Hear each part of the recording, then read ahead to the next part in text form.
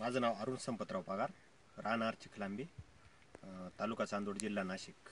मी यावर्षी सुमोटोमो कंपनीचं प्रोजी-बीजी हे जे आपल्या चारी प्लॉटांना वापरलेलं आहे, तर अतिशय चांगल्या प्रकारे रिझल्ट आले।